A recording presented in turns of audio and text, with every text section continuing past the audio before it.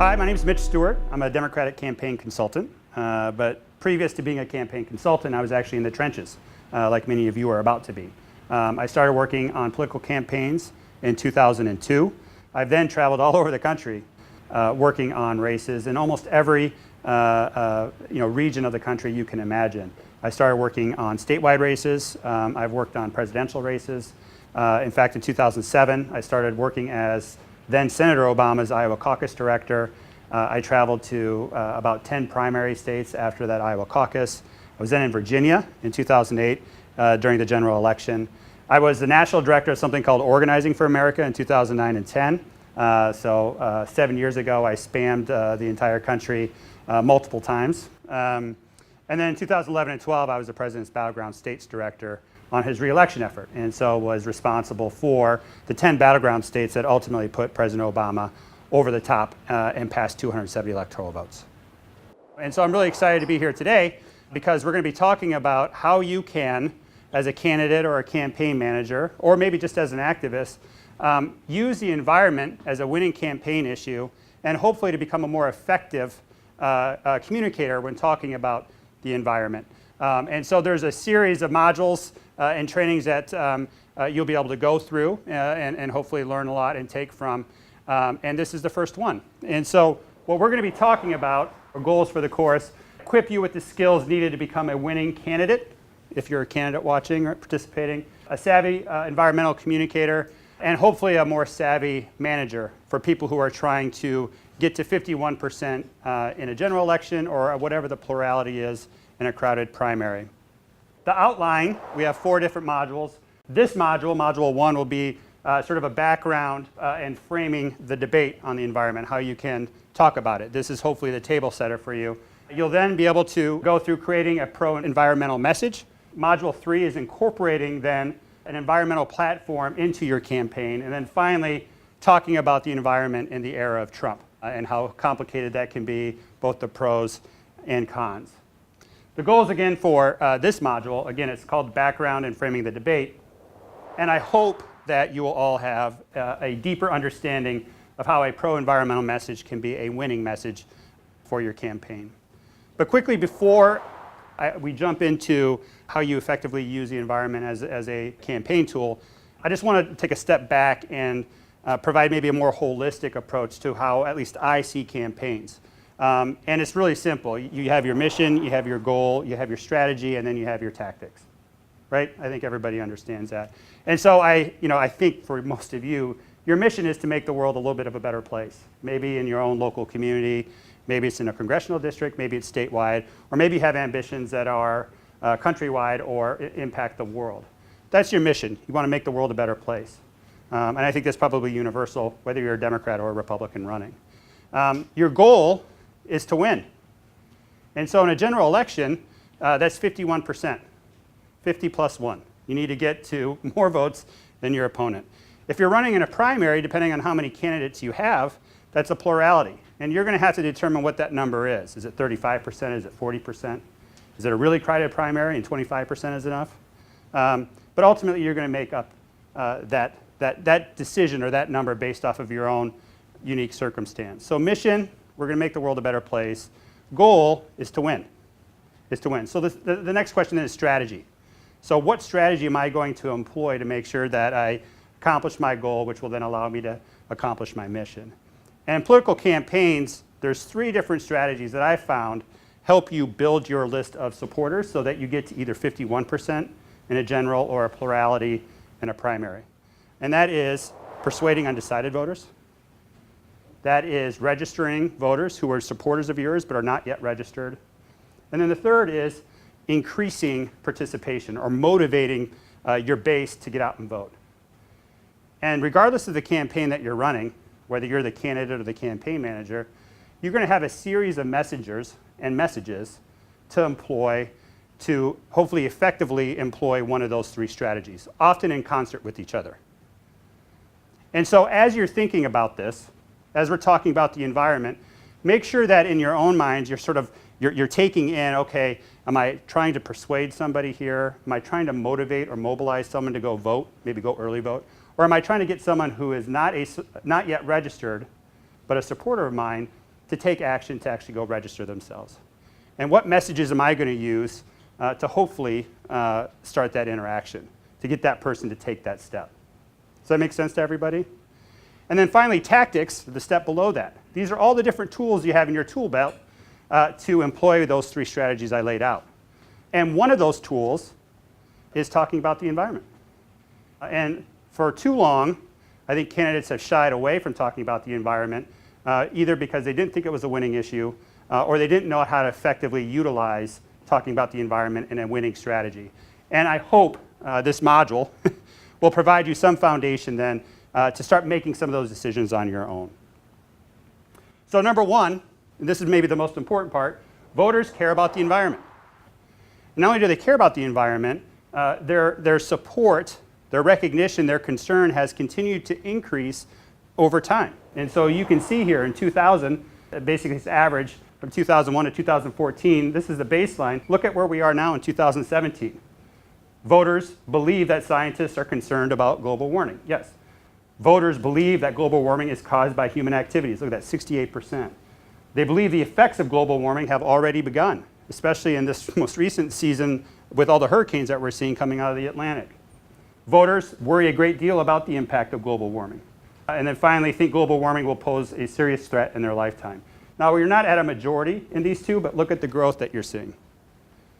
And as time continues, more and more voters will likely, if the trend continues, and there's nothing to suggest that it won't, more and more voters are going to become concerned and likely take action. One interesting tidbit, though, is that in the history of like Gallup polling on issues, the biggest partisan divide right now are on these environmental questions. So Democrats and independents are actually driving these numbers, not Republicans. And so just make sure that as you, again, communicate to some people who are either undecided or may have a different worldview than you, that you're conscious of how you're communicating or talking about the environment. You can't use the same messages to a very liberal Democrat as you could to a moderate Republican, and you just have to be mindful of that. 52% of voters identified say that the environment is very important to their vote. We're going to talk about this a little later on, but how you define environment is really, really critical. The more local you can make it, the more impactful it'll be. 59% of Americans say that the US government is doing too little in terms of protecting the environment. So as an elected official, the voters have a set of expectations of what you're going to do to address it. And it's easy to think, well, this is a national issue. In some cases, a worldwide issue, certainly. But the most impactful or most, to have the largest level of support, you need to localize this. And so what are you doing as a local candidate or a local public office holder to address environmental concerns in your city, in your community, in your state? And again, this is one of the ways that people talk about the environment, and it's overwhelming support. 91% of Americans support maintaining our national parks, our public lands, and national places should either be a very important or fairly important goal for the federal government. 91%, pretty staggering number. 77% of voters, of 2016 voters, say that reducing greenhouse gases causing climate change should be either very important or fairly important for the federal government. So again, there's almost universal acceptance of the problem and some expectation from voters that you as an official, public office holder or a candidate are going to address it. This is what they want to hear from you as a candidate. And so it's just an important reminder, even though 77% of American voters understand that greenhouse gases cause climate change, and it should be a very important issue, after the 2016 election, we elected a president who did not support this and basically disagrees with 77% of the country. And one of the keystone accomplishments from the previous administration was the Paris Treaty that sort of set the world on the right path, and our president withdrew the US from that. And so it's just important to understand that elections have consequences, real world impact, especially about issues that you fundamentally care about. And the Paris Treaty is a great example of that. I've worked on a lot of campaigns, and most of the candidates I've talked to or worked with or advised are are really trying to engage millennials, trying to engage communities of color, trying to understand how they can talk to women in a way that cuts through the noise. And as you can see here, the environment is probably the best way to do that. And if you think back to what I talked about before, these 3 different strategies, you can, if you're looking to do voter registration, you're talking to people 18 to 34 primarily. And you can see how important. Do you think that climate is experiencing unusual change, or do you think the climate is just experiencing natural change? 71% of young people, millennials, say it's unusual change. The highest on the board here. Well, second highest. People of color, 72%. You don't have to convince them that climate change is real, you just need to engage them. This can be a message that gets people to take action. And registering to vote, maybe volunteering, you're going to want to engage that millennial group. You want to talk to and go into these communities of color and talk about the environment. You should do so because those voters are with you. They understand where you're coming from. Do you believe that the recent climate change is primarily caused by human activity or not? Again, look at this, overwhelming. 80% of non-white voters believe that. 78% of millennials believe that. 72% of women believe that. So you're not having to convince anybody of the threat. It's just a matter of tweaking how you talk about climate change so you get them to do one of those 3 things I talked about earlier. Change their mind, register to vote if they're not registered, or vote if they weren't likely to vote in the first place. So now how do you connect the campaign, how do you connect your campaign to the environment? So there's a couple questions that I always kind of think through as I try to do this. What are the most important environmental issues in your community right now? So I grew up in South Dakota. I grew up on the Missouri River, not literally on the Missouri River, but in a town right next to the Missouri River. And South Dakota is a really interesting state in that it has the Black Hills in western South Dakota, and then generally plains, a lot of corn and wheat in eastern South Dakota, but the Missouri River divides it. And so for me growing up in the southeastern part of South Dakota, the Missouri River was the issue to talk about when it comes to the environment. Another issue that I would try to talk about that would make sense in my local context is conservation. Because sport, hunting and fishing is a cultural thing that a lot of us did growing up. And making sure that there's habitat for those birds, or that the streams are clean so the fish are swimming, is really important. And so, as you're thinking through how do I communicate about the environment, take into context your local community. What's important there? It doesn't have to be talking about climate change. You don't have to be talking about these big worldwide issues. You can talk about it at a very local level. What issues are being overlooked in your community? What do you feel like is not getting the attention that it should? What people or groups are the key stakeholders in your district, and how are they focused on it? So we had a lot of environmental groups in my town that were concerned about the Missouri River. And so there was already an organizing entity at play there that I could engage that could then help me employ one of those 3 strategies I talked about earlier. There's a university in my hometown. And so when we talk about millennials, 18 to 34, you could go on college campus and talk about the environment and get them activated. So make sure you understand who in your community is either with you or maybe against you, so that you can target groups and the messages you use to get them to take action. I talked a little bit about this earlier, but make sure that you think about the environment at all levels of government. Don't just push this off to the federal government or to a statewide office holder. The environment impacts all of us at the local level. The environment is an umbrella issue. When I say the word environment, everybody has a slight alteration of what that means to them. And so here's some examples. Wildlife protection and conservation, I talked about that. Public health, we're talking about asthma, clean air. Public land and preservation, clean energy, clean air and water, and standing up to special interests. All of these, and we'll walk through this, can be effective ways to communicate about the environment depending on the message and the audience that you're engaging. So public health is a key aspect of talking about and delivering a message regarding the environment.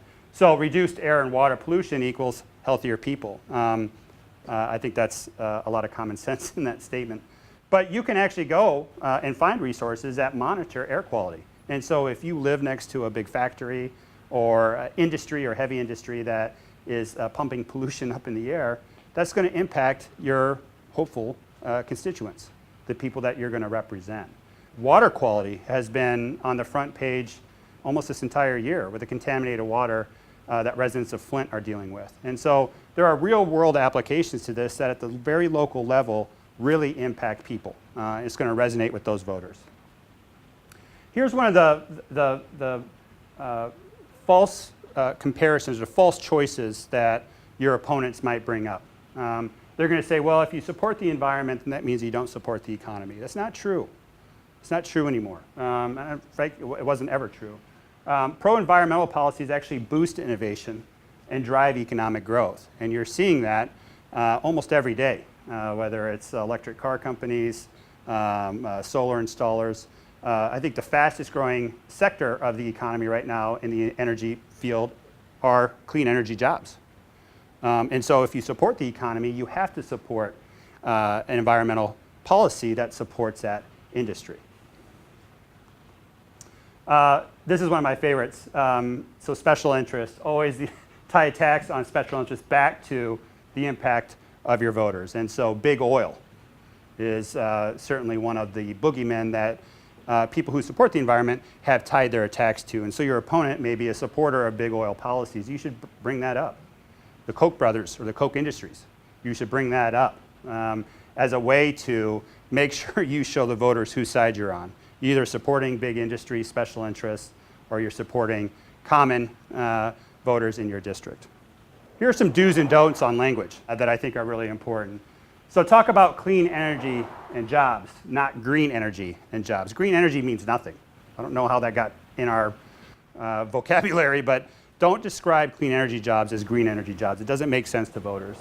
Climate change or climate disruption, not global warming, because as Republicans have been want to do from time to time, if there is a cold snap in the late spring, they'll say, well, global warming is a hoax. That's not what we're talking about here. We're talking about climate change. That can mean places get a lot hotter, could be a lot drier, or in some weird cases, maybe even colder. So talk about climate change or climate disruption, not global warming. Carbon pollution, not carbon dioxide, CO2, or climate pollution. Be very clear about what it is. Asthma attacks as opposed to asthma.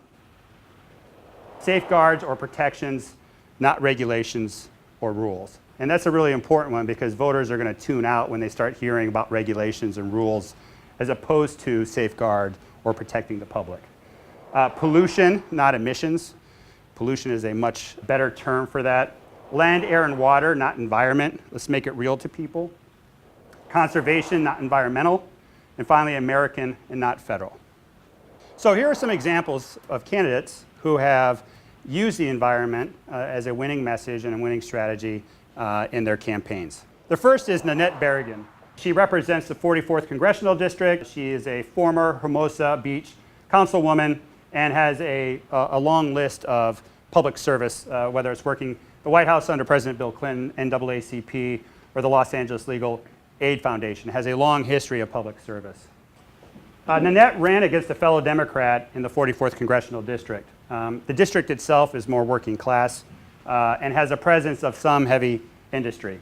One of her strategies was to cast doubt on her opponent's commitment as opposed to constituents, as opposed to his loyalty to special interest groups. And she had a couple different fact points to highlight that. There's offshore drilling in California. There was a plastic bag, where he cited on the side of special interests as opposed to his constituents. And she effectively highlighted that in a winning effort. In addition, she also talked about the economy in a way that resonated with those voters. She talked about bringing clean energy jobs to a district that previously had relied on dirty energy production. And with that, she ended up winning by about 4.5 percentage points. And so this is one example of a candidate effectively using the environment as a winning issue. Chuck McGrady, he's a state representative in North Carolina's 117th district. He's formerly the president of the Sierra Club. He owned and ran a summer camp in North Carolina for years. And he's a co-chair of a couple of powerful committees in North Carolina, the Appropriations Committee and the Environmental Review Commission. The fun fact about Chuck, he's a self-identified Republican environmental leader. And he comes to the environment or supporting the environment from a conservative perspective. And this is his quote, which I really like. I think protecting the water and air for future generations is really a conservative value. And now a short video from Chuck as he talks a little bit about how he used the environment on his winning campaign.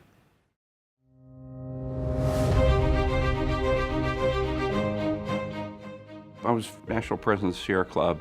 I was passionate, obviously, about a lot of environmental issues of all sorts. And at some point, you get tired of being the advocate, and you go, it'd be so much easier if I was just there voting on these things. And so that's really what happened. After years of being the advocate, I decided that it would be better if I was just at the table and not being dependent upon others to put forward the positions that I took on whatever the issues of the day were. It's hard to talk about climate. The political world is really fractured right now. But I talk about it in a somewhat different fashion. I used to run a business, and I bought insurance of all type for a wide range of things that I knew was never going to happen. I was never going to have a fire. I was never going to have a flood. I was never going to have that. I think, particularly in talking to conservatives, to most of my party, if you can talk about the issue in that way, then they don't have to understand the science exactly. They just need to think about it in terms of the risk. And that resonates, because people are used to buying insurance for things they don't think are going to happen. I think it's a core value for being an American, having a sense of place and having places that are special to them. That really resonates, again, across the political spectrum. People always scratch their head and go, how did this happen? Republican, Sierra Club president, how did this? This just doesn't fit. But I'm pragmatic. I work both sides of the aisle. It's not conventional within my party, a Republican Party, to always run on these issues. But again, I think in terms of Republicans also have a sense of place. When you talk about protecting water and air and public lands for future generations, that's conservative. That's conservation. I think these are core values for being an American, and protecting our public spaces, having clean water, clean air, are just basic to who we are. I've worked on a lot of things, but the one that's closest to me is probably DuPont State Recreational Forest. It's a special place. What made it most special? When my son, in his teens, was out at DuPont and ran into some other people, and they recognized the last name, and they go, "This your father?" And he said, "Yeah." And they told him a story about how this place was protected. I mean, I still get goosebumps thinking about when he sort of got it. Okay, that's what Dad does. And that's real special. So that's what motivates me.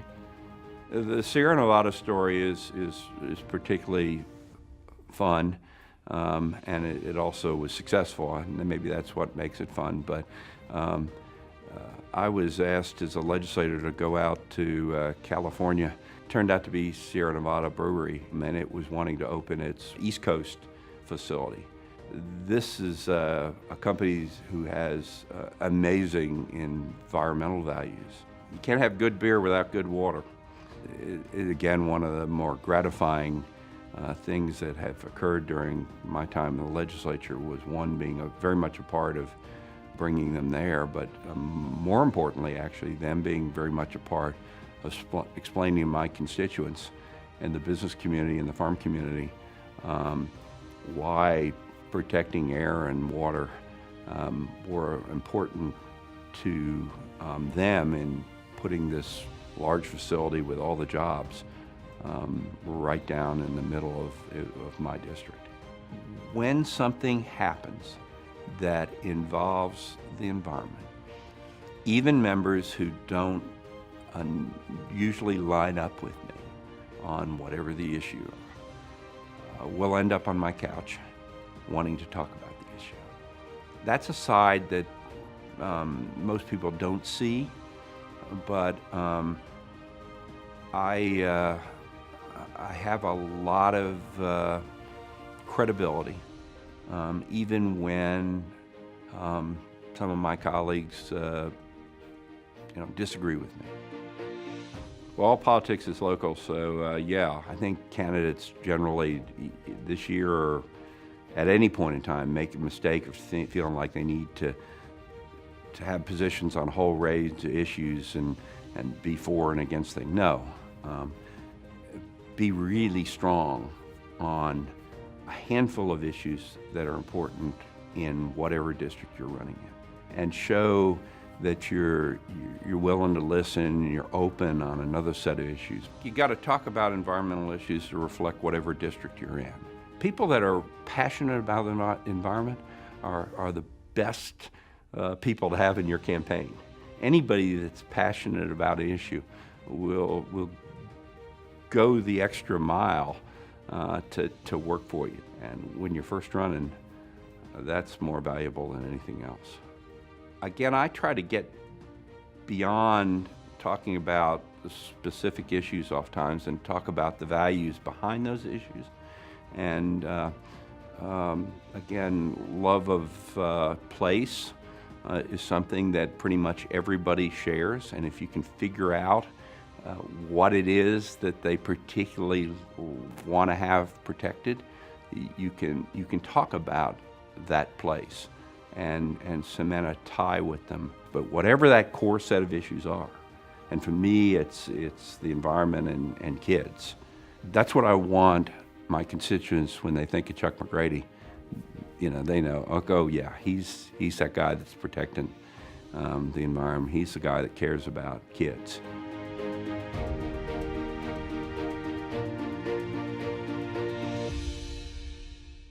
So here's a Republican who has won overwhelmingly in his district. In fact, ran unopposed in 2016 because he is so popular, talking about this to other Republican voters in a way that resonates. So if you're a Republican running, you can use the environment as a winning campaign message. To summarize this first module, you can win using the environment as your core message. You need to, though, make sure that you connect your environmental message to the right voter. Know your audience. Know what you're trying to get from that potential voter. Are you trying to register them because they're not registered, but they would vote for you if they got activated, if they joined the process? Are they a supporter of yours, someone who's registered but might not vote unless you really motivate them, mobilize them? Can you use the environment to do that? Or could you be an undecided voter? Maybe you're an independent, maybe you're a moderate Republican, and you can use the environment as a way to help persuade that voter. Understanding your audience and the messages that are going to impact that audience is crucial. But one thing that you can definitely feel comfortable doing is talking about the environment regardless of audience, because it does have a positive impact on your campaign. So I'd encourage all of you to make sure that you explore the website for more tools and resources. This is sort of a cursory glance at it. There's a lot more information on there. So if you have questions, please go to the website, explore the different tools and resources we have, because I know we have the answers there.